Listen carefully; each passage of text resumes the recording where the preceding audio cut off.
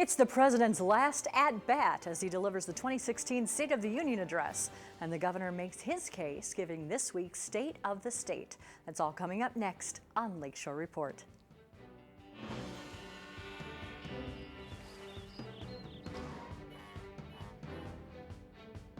We're here in the area of Indiana. Hello, I'm Kristen Estes, and this is Lakeshore Report.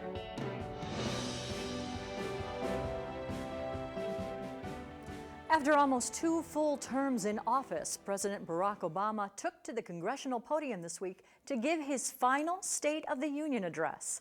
The president touted numerous accomplishments of his administration, including recovery from the Great Recession and reduced unemployment. He also cited steps the Obama White House has taken to act on climate change, to retool America's global leadership, and to reform health care. The president did, however, acknowledge one failing of his administration. Democracy grinds to a halt without a willingness to compromise, or when even basic facts are contested, or when we listen only to those who agree with us. It's one of the few regrets of my presidency that the rancor and suspicion between the parties has gotten worse instead of better. In the GOP response to the State of the Union, Governor Nikki Haley of South Carolina seemed to agree on this point, saying that while Democrats in Washington bear much responsibility for the problems facing the country, Republicans need to recognize their contributions to the erosion of the public trust in America's leadership. The 2016 Indiana legislative session got off to its traditional start with Governor Mike Pence's State of the State address. Some of the accomplishments the governor claimed are increased graduation rates among Indiana students, a state budget surplus and friendly business climate, and continued success of his Regional Cities initiative. The governor, however, did not shy away from referencing the controversy over last year's ill-fated Religious Freedom Restoration Act. In fact, our state constitution declares that all people are created equal. And I believe that no one should be harassed or mistreated because of who they are, who they love, or what they believe. And no one should ever fear persecution because of their deeply held religious beliefs. Now, the question before you as the elected representatives of the people of Indiana is whether it is necessary or even possible to reconcile these two values in the law without compromising the freedoms we hold dear. In response, House Democrat leader Scott Pelath said there's a simple solution to that problem. Simply add 4 words and a comma to Indiana's civil rights statute to protect Hoosiers for their sexual orientation and gender identity. The Indiana 2016 General Assembly has convened, and the governor says there is much to do. This year's legislative agenda emphasizes jobs, roads, education, and health care. Indiana House Democrat leader Scott Pelath agrees that infrastructure and education should be among the General Assembly's priorities, but thinks the governor could also have put equality for all Hoosiers on that list. Pelath says the governor should use the legislative session to stop experimenting with Indiana schools and get them back on track, and to direct some of the state's budget surplus money to further bolster its aging infrastructure. The new mayor of Lake Station says economic development and ethics will top the priorities of his administration. I, Christopher Anderson, do solemnly swear or affirm. do solemnly swear or affirm. Chris Anderson, the new Lake Station mayor, was sworn into office along with the city clerk and several aldermen after winning the general election. Almost 2 years ago, former Mayor Keith Soderquist and his wife Deborah were indicted for using city funds from the food pantry for their personal use at local casinos. They were both convicted in fall of this last year. Anderson defeated Soderquist in the primary and then went on to win the mayoral race. The new mayor says it's time now to restore public trust in government and to work on economic development. I think the future looks good. I think a lot of it depends on, how hard we work and if we do the right thing. If we do the right thing, we can turn around this financial situation. We want to try to emphasize, in addition to implementing some ethics policies and also being financially responsible, we want to kind of be very aggressive in trying to bring business and residents into the city. Mayor Anderson says that though Lake Station has laid off 18 workers because of budget issues and plans to sell off several parcels of land to help generate revenue, his administration will be aggressively seeking to bring new businesses to the city. In East Chicago, some familiar faces will make up the administration at City Hall. At his inauguration, Mayor Anthony Copeland thanked his family, friends for supporting his re-election bid and outlined plans for his next term. The newly reinstated mayor says he has an ambitious vision, one that, over the next 4 years, will make the city look a lot different.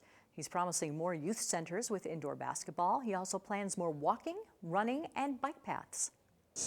East Chicago will also become bicycle friendly with an impressive network of paths along the Grand Calumet River. These new paths will complement a beautiful maintained park system. Also, a rejuvenated black stadium that will once again serve as one of Northwest Indiana's premier ballparks. The mayor says he wants to make East Chicago a city where customer service is a priority, pledging that he will make it possible for East Chicago residents to get permits and licenses online 24 hours a day. The superintendent for the Gary School Corporation says a state plan to give the mayor the authority to okay more charter schools is a bad idea. Dr. Cheryl Pruitt says that under House Bill 1115, the Gary mayor can also establish a Gary Charter School Board to oversee charter schools in the city. Supporters of public education say charter schools take money out of an already dwindling pot of public funds. Supporters of charter schools point to the Gary Public School Corporation's financial woes as a reason why charter schools are needed. Gary Mayor Karen Freeman Wilson says that while she is a supporter of the Gary Public School Corporation, this could be a positive development. I think there's an opportunity to do innovative things such as a public policy school, a school that would prepare people to do maintenance on airplanes, and some other innovative things that could be done in partnership with other educational institutions. But I don't want to give anyone the impression that, that as the mayor, I'm engaged in the extreme takeover of the educational system. The proposed House bill is being co-sponsored by Indiana House Democrat Charlie Brown of Gary. This past week, the Northwest Indiana Times announced the passing of former editor Bill Nangal. The executive director of the Times for over 30 years, he was a force to be reckoned with, not just at the newspaper, but throughout the region. Indiana Governor Mike Pence said, while our opinions sometimes diverged on public issues, I always knew Bill to be tough and fair, the epitome of a true journalist. Lakeshore Public Media President and CEO James Muhammad says that, quote, in addition to being a phenomenal journalist and visionary leader, Bill Nangal was a true friend of Northwest Indiana and one of our best advocates. Nangal was a key force in establishing One Region. He developed editorial advisory boards to give voice to our community. He mentored numerous journalists, and he served on a number of boards in the region. Nangal continued to work towards building a better Northwest Indiana up until the end. Bill Nangal is one of our best examples of civic leadership and will be truly missed, end quote. Mr. Nangal received numerous awards and accolades over the years, including an induction into the Indiana Journalism Hall of Fame in 2011. Everyone here at Lakeshore extends condolences to all those who knew and loved him. Bill Nangal was 70 years old. A new rule in the city of Hammond is providing some cell phone stores an incentive to clean up their act. And Michael Puente talks to an organization providing safe haven for some of Northwest Indiana's most vulnerable. That's all still to come on Lakeshore Report.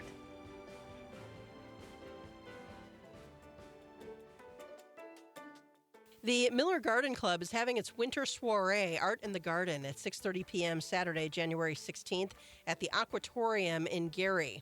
There is a $5 donation per person, and guests should bring an appetizer or beverage of their choice to share with other attendants. For more information or to reserve your seat, call 219-938-8532. Join a ranger on Sunday, January 24th at 1 p.m. for a 2-hour tour of Indiana Dunes National Lakeshore and one of the park's new 16-passenger buses. The tour is free, but reservations are required. Call 219-395-1882 to make reservations and get more information. Making Memories with Our Military is a special ice skating party for our military and their families held on Saturday, January 30th from 9:30 to 11:30 a.m. at Deep River Water Park. Space is limited. Call 219-769-7275 for more information. Get Lakeshore's full community calendar events list at lakeshorepublicmedia.org. In Hammond, Indiana, city leaders have noticed a growing problem with strong-arm violence and cell phones. It involves what the mayor says are immoral independent cell phone stores who help criminals to get rid of stolen phones.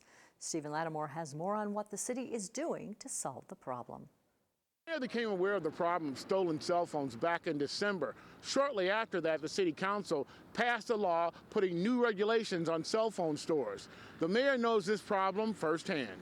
The mayor of Hammond, Indiana says if you're a young person with a cell phone, you may be an easy target for thieves that steal cell phones and resell them for quick cash. My daughter's a teacher at Morton High School, and she told me that in her class one day, one of her students had the cell phone stolen out of her purse. And Lindsay and the student got together and did a Find My iPhone, and they realized that the student typed in the information, and they tracked the phone across the street from Morton High School at a cell phone shop. So Lindsay and the student went down to the Hammond police officer station. They go across the street to the cell phone store. It's literally right across from Morton High School, and they were in the process of wiping the cell phone's memory. And it was two 14-year-old kids that brought the phone to them, and they don't need to ask any questions, no basic information on how you got the phone. Is this your phone? None of that was asked. They were just a cell phone company with no morals. In other cases, the victims were beaten up for their cell phones. Last summer we had a shooting, simply for a phone. We've had several assaults. Now, we're not out of control. This is a way for us to get a handle on it. The mayor and the city council have proposed a new ordinance to stop the problem at its source, the cell phone shop. What we're doing is requiring that if any cell phone store in the city of Hammond, if you're going to buy a cell phone off the street, it has to be ID, you have to wait 24 hours before you can wipe the memory, and a couple other requirements. But, you know, if you're a criminal, the last thing you want to do is show an ID if you're bringing in stolen property. We did that a couple years ago to our pawn shops and the Cash for Gold stores and stuff like that. It's cut down on crime quite a bit. So we want to make it harder for them to get rid of that phone quickly and easily and have it wiped within 10 minutes, and then are using it as their own phone 10 minutes later, as soon as they can drive to a local phone store. Because you have these cell phone companies popping up that have no morals. And if you're a 12-year-old and you walk in with an iPhone and you want to get $100 for it, they'll give it to you. And it's crazy. So these cell phone companies that are popping up, in my opinion, are no better than a pawn shop. And we have regulations on pawn shops in Hammond, so we applied those same regulations to the cell phone companies. The mayor says he's going to contact Lake County government and municipalities around Hammond. The idea is that he doesn't want people to steal cell phones here and take them to another municipality and sell them there. In Hammond, Stephen Lattimore, Lakeshore Report. Businesses that do not comply with the new ordinance could lose their business license. According to the National Coalition Against Domestic Violence, a woman in the United States is assaulted or beaten every 9 seconds. And on average, nearly 20 people per minute are physically abused by an intimate partner. Domestic violence can be deadly. It took the life of a Merrillville woman recently who was killed by her ex-husband. In Crown Point, there's a safe haven for women and children fleeing domestic violence. Linda Perez is the director of St. Jude House. She joins Lakeshore Report's Michael Puente to talk about how domestic violence can be prevented.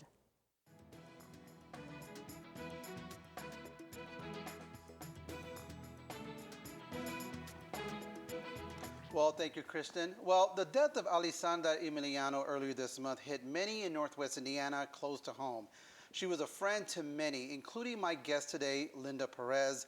Linda, tell me real quick, how did you come to know Alessandra? Alessandra was our survivor speaker at St. Jude House Candlelight Vigil in October 2014. That's how I became to know her, and we just became friends, and she's been a voice for St. Jude House. She's been a voice for domestic violence, and she's impacted a lot of lives, including mine. So. Now, you were telling me, though, that she was a resident at one time at St. Jude House. So did how did she come to go there? Well, she was obviously a victim of domestic violence, and she was actually in our program years before I had become the executive director. But again, because she became a voice for us, we became friends. But Alessandra is like a perfect example of what we would expect our survivors to do in terms of living independent lives. So she was like that perfect person to be our voice and change for violence. When you heard this happen to her, did it come as a shock, but was it also surprising given that sometimes these domestic situations can get violent like that? It was very unexpected and a shock because she did everything to change her life and to break free of that cycle of violence. But unfortunately, because there's not more of a focus on abusers, it was tragic. So yes, it was very shocking and surprising because she was one of our, ideal survivors of just turning her life around and doing well for herself and her daughter. And yeah, it was very shocking. Now, before somebody comes to like your shelter, like St. Jude House, there are other significant signs of something traumatizing happening in the relationship. What are those signs, and what can friends and family do to help out? Yeah, that's a great question. I'm glad you asked that because just talking about the numbers, 1 in 4 women, 1 in 7 men. So just thinking about those numbers, family and friends should be more aware because if you think about that, they're in your circle of family and friends. I would definitely look for just changes in behavior, isolation, not wanting to be part of family events or friend gatherings and so forth. But yeah, the victim is usually they're emotionally drained, and you'll start noticing different signs. Loved ones could probably feel reluctant to get involved, but in some situations, I guess they should and not feel uncomfortable doing that. Yeah, we encourage people to just find out more about domestic violence, what the signs are. Being able to talk about it in groups of friends or family, because once again, looking at those numbers, most likely you know someone that is being affected by domestic violence. And your residents at St. Jude House in Crown Point, you actually have some men who stay there as well. Our shelter provides shelter for men and women. So yes, we do house men as well. People normally think it's just women who are victims, and that's not the case at all. So yes, we do house men as well. Where can people go to find out more information about St. Jude House and the services you provide? Well, they can call us at any time. Our address is actually public. We don't, it's not hidden. We want people to be able to find us quickly. But you can find us at stjudehouse.org, or you can call our phone number, 219-662-7066. For an emergency situation, our crisis line is 800-254-1286. My last question is, though, when a resident stays at St. Jude House, do they get any kind of classes or training on how to empower themselves so they don't end up in a situation like that? That's actually our entire program, and thank you for asking that, because some people have an idea that we just provide food and shelter, and when someone is in our program, they're in a program.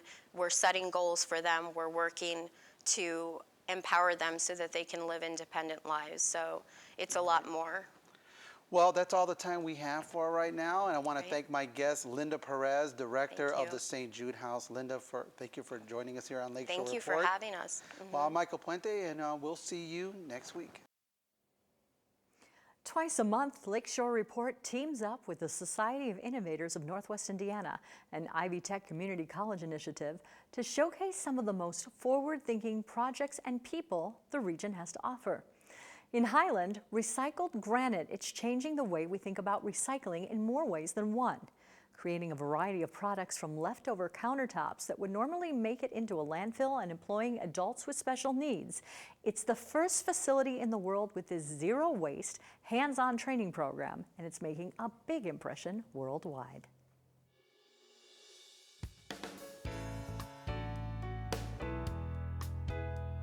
I started recycling granite back in 2008, and it was very monotonous and repetitive, so no one had ever done the procedures that I had been working on before. So because the procedures were repetitive, I wanted to work with people with special needs because I heard that they liked that type of work. So I went to the school, 2 schools in my local area, and put them through the process. I worked with them for a year, probably about, I think it was between 50 and 75 different students, and they were able to do everything from the wet saw, splitting, boxing, packaging, every single thing that I did. So that's how I created the Green Abilities program.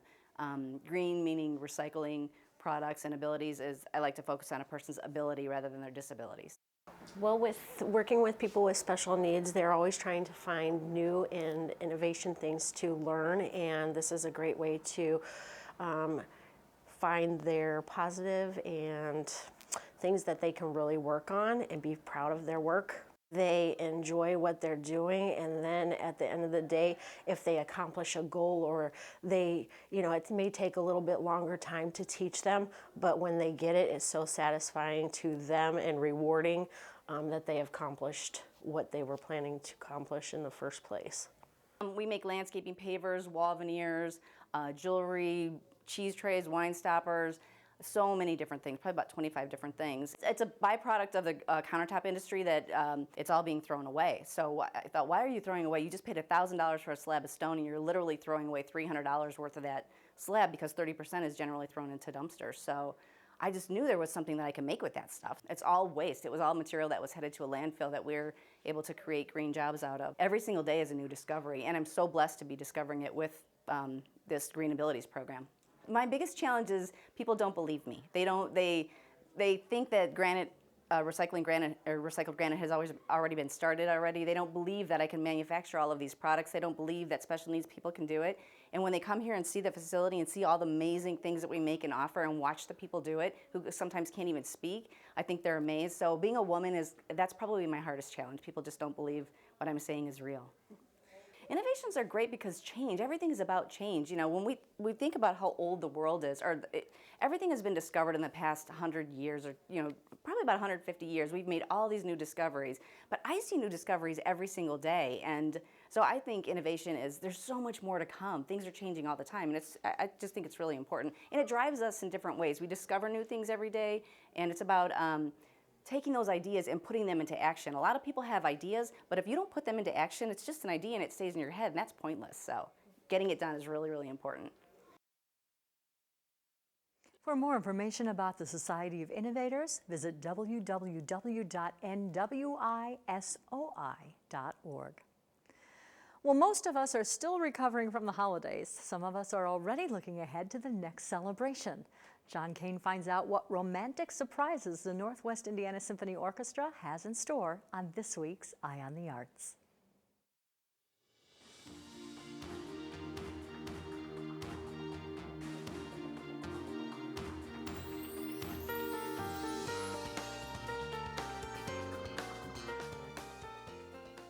Hi, joining me for this edition of Eye on the Arts is Kirk Muspratt, music director and conductor of the Northwest Indiana Symphony Orchestra. Welcome back, Kirk. Happy New Year, John. Thank you. So we're promoting the annual Valentine's concert. February the 12th, 2 days before real Valentine's, but Valentine's weekend for sure. Yes, for sure. Yeah. And you're doing an all Tchaikovsky. Is it not all Tchaikovsky? No, not all Tchaikovsky, but Tchaikovsky, the romantic of romantic dudes. Starting with the more violent and disruptive. Yeah. We are going to have cannons. For the 1812 overture. Yes, You're cannons. going to have cannons in Bethel Church. In Bethel Church. I can't tell you it's a secret how, but we are going to have cannons and the whole chorus. So there may not be a Bethel Church when we finish. Oh, that's but good. It's going to be very exciting For them to know. It'll be very exciting. I think we can safely say that they are virtual cannons. Yes. There might not be brass cannons, but you will see cannons and you will hear cannons in 1812 Well, overture. that's good. Now, the other big piece by Tchaikovsky on the concert. Tchaikovsky Sixth Symphony, the Pathétique, which is so romantic. It's one of my maybe 10 favorite pieces. And I think it's very romantic because, well, Tchaikovsky happened to be gay, and he's living in the 1870s, 1880s. He's completely tormented by this part of his life. Not only that, but the punishments. You were just sent to the gulag if you were discovered. So he and his brother hid this their entire lives, and he was very depressed by it. So he gave the premiere of this piece 9 days before he died. And it's the only symphony I know up until that point that ends with a slow movement. And it's so beautiful. So I think it is all tied to romance and love and feelings of human beings and things like that. And it is a magnificent piece of music. It always rattles the audience because the penultimate movement ends with some big crashing, passionate boom, boom, boom, boom, and it's just fantastic, and everybody cheers. And they should, and I hope they do. And if I do my job well, they should all be screaming and yelling, and I have to tell them, sit down. It's not We've over got another yet. movement, right? Yeah, there's this one more quiet movement. Yeah. Yeah, that's always funny. That always got me. Yeah. And what else is, so the chorus is going to be performing with you? Yeah, in 1812. So they started with this beautiful Russian chorale in Russian, and then they will be with the cannons and all the chimes and everything at the end. So it should be really... And then quickly, our guest artist is... Wael. Yes. Wael. He's Farouk. Egyptian, amazing guy, born with shortened ligaments. So he cannot make a fist with his hand, and he cannot do this. But he plays the piano like Horowitz. He's unbelievable. And I heard him a couple years ago in Chicago. He teaches at Roosevelt University, and he's really an astonishing man and astonishing artist. Well, it sounds like it's going to be a fantastic concert. Oh, it is. I won't miss it. Oh, good. I promise. Good. And happy Valentine's Day, everybody. Thank you. Thanks for being here, Kirk, to tell us about the concert, and thank you for watching. We'll be back again next week with another edition of Eye on the Arts. Eye on the Arts is made possible in part by South Shore Arts, the Indiana Arts Commission, and the National Endowment for the Arts, a federal agency. For more information on this or any of our stories, you can go to lakeshorepublicmedia.org. Thank you so much for joining us. We hope to see you next time on Lakeshore Report.